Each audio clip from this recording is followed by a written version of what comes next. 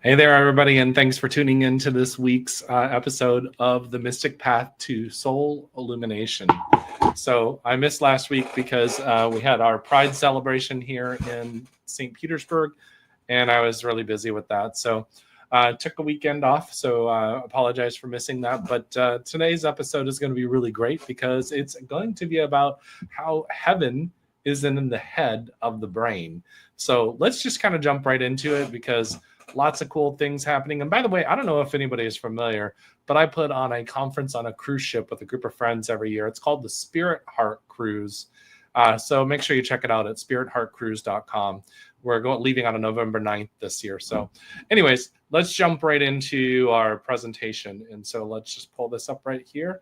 And of course, this is the same PowerPoint that I use every week, but I'm adding to it each week. So but, just kind of jumping into this, and if you didn't know that this is the Mystic Path to Soul Illumination, is a transformative journey where myself, Jeremy McDonald, delves into spiritual texts from ancient wisdom to modern teachings, offering deep insights on how to align with the soul and illuminate the path towards inner awakening. In each episode, Jeremy blends timeless spiritual knowledge with personal reflection, guiding listeners on a journey of self-discovery, healing, soul alignment, whether exploring metaphysical principles, esoteric teachings, or practical ways to nurture your divine connection. This experience serves as a beacon for those ready to live in harmony with their highest and best good or highest self. So I want to do a really quick story really quick before I get started and tell you why I'm so interested in these kind of topics. One is I was raised in a very strict Christian church. And I wasn't okay with the teachings of that church. And I left when I was about 15. My mother left when I was about 12. And I continued to go with my grandmother to church because I believed that was the right thing to do. However, it just kept on eating away at me. I realized that I was staying out of fear and not because it was the right thing to do. And I left. And so, but I've always been fascinated by psychology and sociology and theology and any different religion and spiritual texts because I just found the human potential super fascinating. And then that delved me in when I was about 21 or 22 into metaphysics and the study of metaphysics. And what I found is that all spiritual text starts with metaphysics. And if you didn't know this, metaphysics is a Socratic discipline, and it actually takes logic to look at it. Now, logic doesn't necessarily mean scientific fact. It means you're looking at things to draw a conclusion of a logical potential idea. And I say potential because one thing you want to do when you're talking about any type of metaphysics or any type of logic discipline or philosophy is you never want to draw a complete conclusion about something. So these things that I bring up are strong conclusions that I've come up with years and years of study. However, what I will tell you, anything that is philosophy related or even in life, as soon as you say something is the exact way it should be, is when you give up the potential of learning more. Let me say that one more time. As soon as you say that this is the only way and the only way of thinking, it means you give up, you forfeit any further learning. And so the way I've always lived my life is I've explored different ideas, not just spiritual, but just in my personal life. I will explore things because I'm curious. As long as I'm not hurting somebody or hurting myself, I feel like exploring is very much the way the human condition is. And I want you to think about that. Even as a baby will put things in their mouth, and you're like, get that out of your mouth, or they'll touch things because they're curious. They really want to explore, and they learn an entire language in just a couple of years. And they do that through curiosity. Well, basically, you're just a baby in a larger meat suit. And so all of us have a sense of curiosity. And so what I encourage you to do is to continue learning and growing and being curious, because when you're curious, you start to learn and you open your mind up to new possibilities. So let's jump into this a little bit more. As I've said in previous episodes, the area or the text I'm really working with right now, and I'm sure it'll change at some point, is the Book of Wisdom, which I just got in April. And the Book of Wisdom has taken what I've learned from this book that was written in 1890, the God-man, the Word made flesh. I got that maybe 13 years ago, and I've been studying it over and over again, along with Manly P. Hall and different philosophers, because I find them fascinating. And so, but I would encourage you to get these two books and use that to grow and start exploring these ideas. I'm just giving you little pieces at a time, just because, there's a lot to digest, and it's taken me like 13 years, 14 years to really, really cover these topics. So, but let's jump into this, because I've always been fascinated by the significance of the number 12 in spirituality. Well, we've got the 12 disciples, we've got the 12 tribes of Israel, we've got the 12 zodiac signs. You can just go on and on and on and on and on and on. It's throughout all of spirituality. But I find this super fascinating as well. So you got the 12 zodiac signs, which would coincide with the 12 tribes of Israel. And if you remember right, in the Bible, Israel was named something else. And when he wrestled with himself, then God said, you will no longer be known as this. You'll be known as Israel. Israel stands for Is is the divine feminine, or Isis. Ra, or the part of Israel, is the divine masculine. And then El is known as shining ones in a lot of spiritual texts. So Israel is the wholeness of who he is. And the 12 tribes of Israel is that 12 aspects of himself that unified at one time as he finally ended that struggle that he has within himself. And one of the quotes a friend of mine taught me years ago that I always loved is, when the war inside ends, then the war outside will end. Meaning, we're having a battle inside of ourselves all the time. And this could be because of outside influences. It could be all the things going on in the world. It could be because of whatever. But we're living inside a war inside of ourselves, because it's constant struggle. And I know this because I have clients that come to me all the time and they ask me, what's my purpose? Should I do here? I'm a little nervous about that. How do I handle this? And all this other kind of stuff, because there is a struggle going on inside of them, and they are afraid to take a step forward. And that's where that becomes problematic for all of us, because it prevents us from growing spiritually. But here, when we go in here, when they start to work in unison, this becomes God's mind. And I believe I mentioned this in a previous episode. The mind is not here. This is the brain. The mind is out here, and it's massive. But if you go into there and you look at this, we've got 12 cranial nerves within the brain. And so when they start to work in unison with each other, then that really changes the dynamics of what's going on in here in the brain. And I think that that's pretty fascinating. So let's just go on. And so when we're talking about the head is heaven, if you look at here in the Bible, the head is referred to as the upper room, where Jesus met 12 disciples. The 12 disciples are the 12 cranial nerves in the brain, which are the 12 zodiac signs, or the 12 tribes of Israel. And you can just go on and on and on and on and on. And so when you look at this, you got the right hemisphere and the left hemisphere of the brain. And so when you look at the left hemisphere of the brain and the right hemisphere of the brain, you start to look at this. And when Moses parted the Red Sea, we all believe that he actually moved this Red Sea and physically lifted up water and moved it. And then the people, God's people, walk through that safely. Well, what it was really about is it's a metaphor that says the moving of your perception of our awareness into the right hemisphere of the brain. The Red Sea is the corpus callosum, which connects the two hemispheres of the brain. The right hemisphere shows the unified perception of reality. It is the place of your higher self. Why this is interesting is there is another Bible verse that talks about, and it talks about man shall not lie with man. It is an abomination. Well, let me explain to you really quick. The left hemisphere is the masculine side of your brain. The right hemisphere is the feminine side of your brain. This world operates off the left hemisphere of the brain. Here's why I know. We don't look at anything. We get nervous about anything that we can't see or prove or touch with our senses, or with our physical senses. That's all in the left hemisphere of the brain. We start to freak out about things like paranormal stuff, and we think it's scary because the movies have shown us that it's scary. We get nervous about opening up our heart and being vulnerable. And that is something that happens in that feeling side. We look at things and we break things down with science, and we have to have it peer reviewed, which is nothing wrong with that. But it start to look at this, and this is only left functions.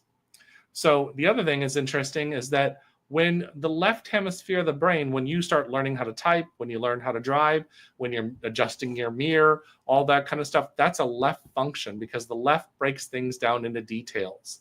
So, but what happens when you start a new habit, a neurotransmitter fires from the left hemisphere of the brain and starts working its way towards the right side of the brain. When it becomes second nature, so when faith, because faith is very much needed when you're starting to grow and look at new things and work through new things, when that, because we need faith because it doesn't have an understanding of what you're getting ready to do next.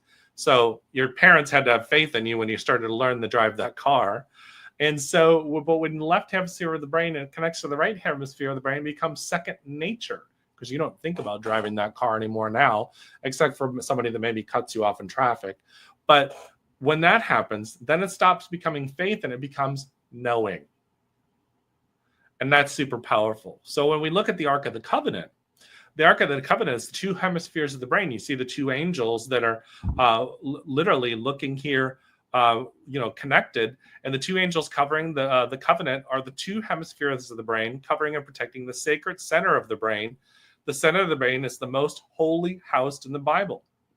The place is the throne, God consciousness within the pineal gland. You see, here's the deal. Back in the ancient times, they couldn't talk about these things because they would have been stoned to death. They would have been harmed. They would have been claimed a heretic or whatever. But what happened is that they would talk in code, because these stories were passed down from teacher to student, from teacher to student. And so what would happen is that these stories were told, and that's how each person received these stories.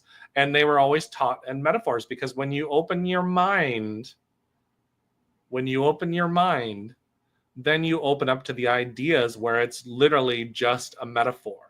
But we're taught in these churches, and I was taught in my church, that you have to take it by the letter of the word. But it says directly in the Bible not to follow the letter of the law. It says to look at the essence or the feeling or the meaning or the spirit of the word. And here we are following it exactly by the word is a left function of the brain. And so it's super interesting when you start to look at that and you start going, wait a second. Really got to start looking at these metaphors. And when we open our mind up, this is when we start to awaken. There's a whole group of people that are starting to say, I wish people would wake up. I wish they would do this. I wish they would do this. People need to wake up. And you see it on both sides. But what ends up happening is the struggle going on outside, where we're all warring with each other, or who's right, who's wrong, and you're an idiot, and you're not smart, all that kind of stuff. That feeds this argument going on inside of you and prevents you from bringing these two hemispheres of the brain together and finding peace. Because when peace ends up inside, it doesn't mean you don't go out and speak and talk and speak your truth. It means you do it with a peaceful heart, and then your truth comes through stronger with more clarity. So let's continue on. And if we look at this, I showed this in one of the first episodes. This is the inside of your brain, and I know a lot of you have seen this. And this is the Eye of Horus.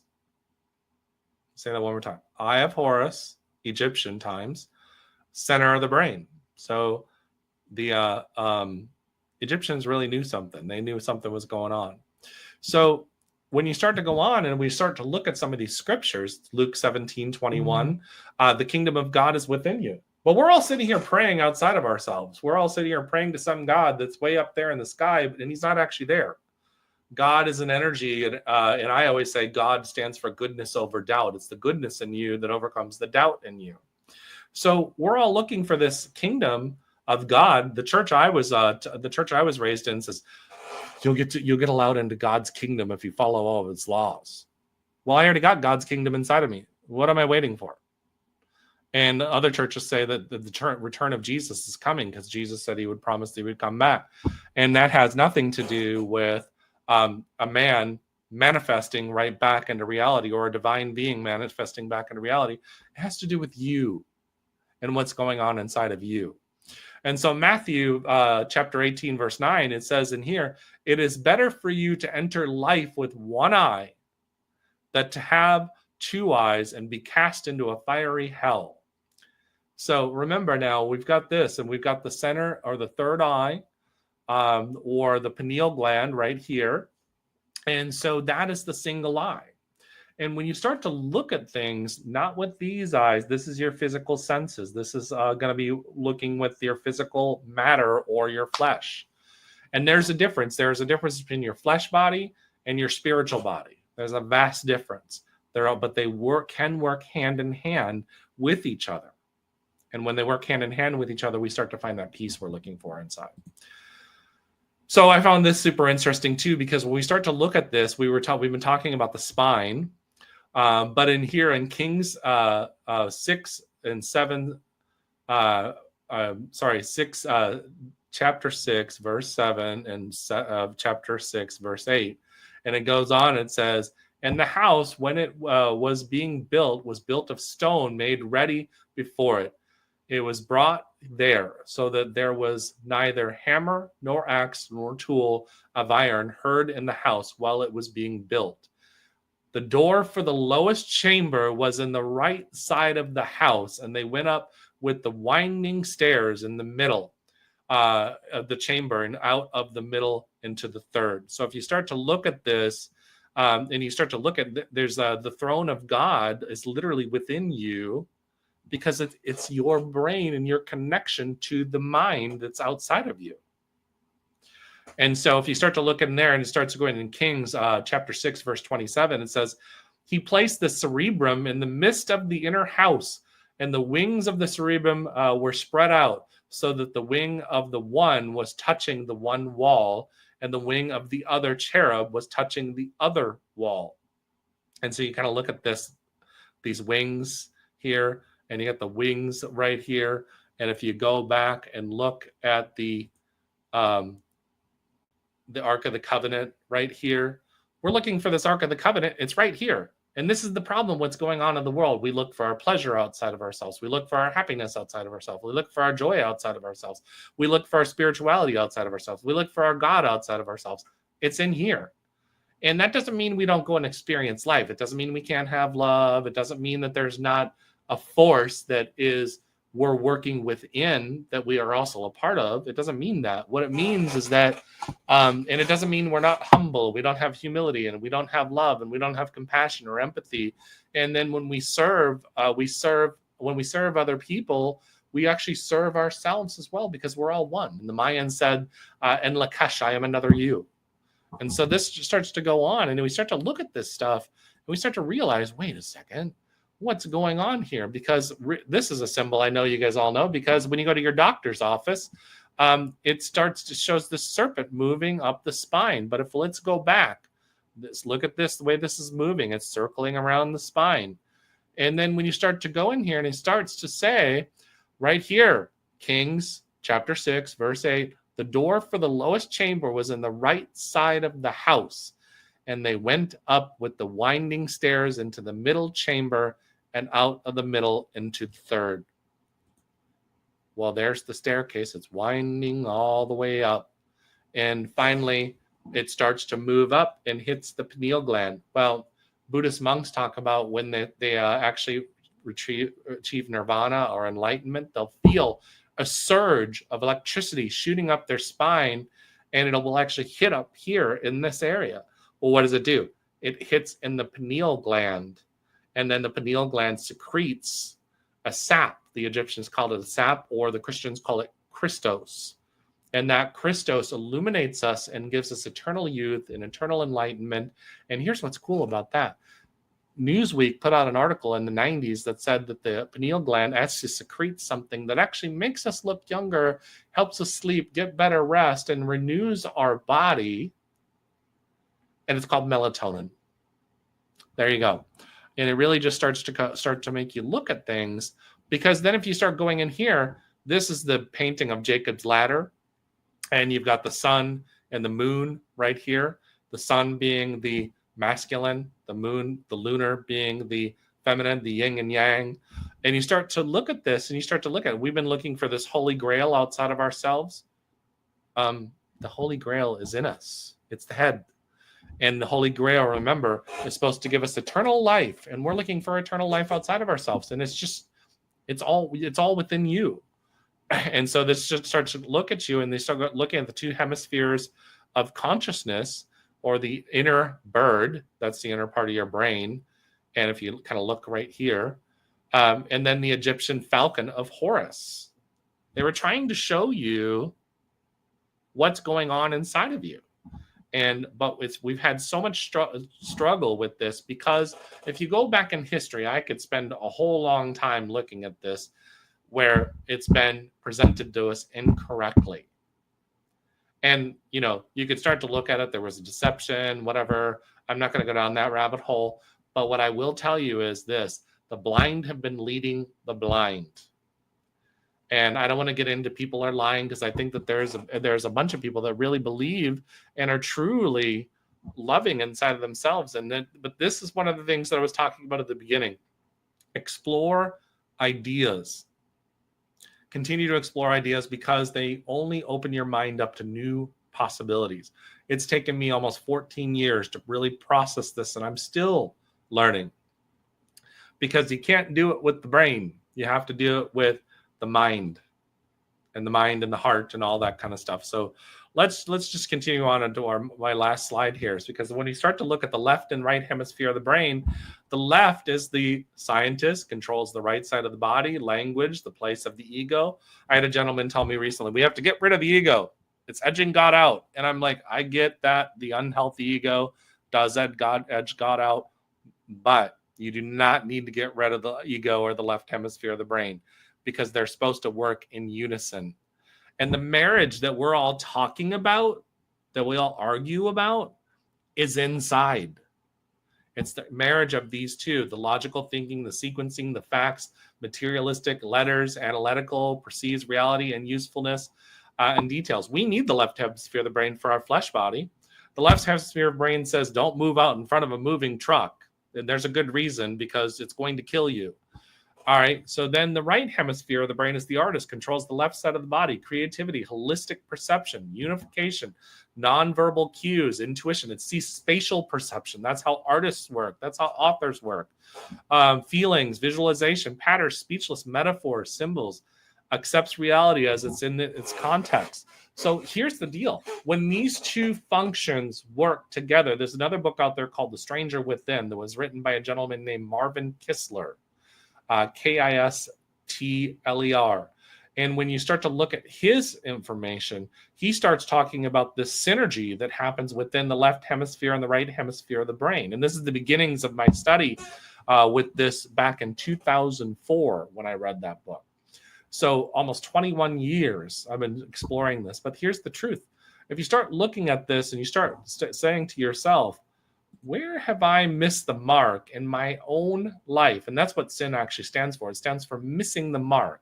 It doesn't have to do with God's going to throw lightning bolts down at you. Are you kidding me? He creates you to throw lightning bolts out of you. That's the most imbecilic thing I've ever heard of. Or you sin and he's going to be, I'm just going to throw you in an eternal lake of fire, or I'm going to throw you in hell. Have you all lost your mind? God doesn't do that. And so this is one of the things that's all within. We throw ourselves. This world can be either heaven or it can be hell. And you can choose to live wherever you want to. But I choose to live in a life where I'm happy. And yes, sometimes I have to speak up. And yes, sometimes I have to speak the truth. And yes, I don't always agree with everything. But that's my human side.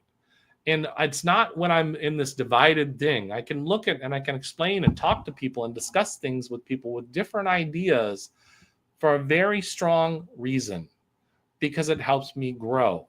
It doesn't mean I don't create boundaries and say, no, that's incorrect and that's not what I'm going to do and I'm not going to be a part of that. And I can also speak up and say that's wrong of how you're doing and how you're acting. And I can also hold people accountable. We can hold people accountable. But what it doesn't mean is we sit here and bicker with each other and argue with each other, because then what we're doing is we're feeding that war inside of ourselves. And we're actually causing more harm to ourselves than we are to anybody else. I'm usually here at about 6 p.m., maybe a little bit after, every Sunday. So I hope you all love this, and I'll be continuing to do more of these. And much love, and I hope you all had a wonderful 4th of July.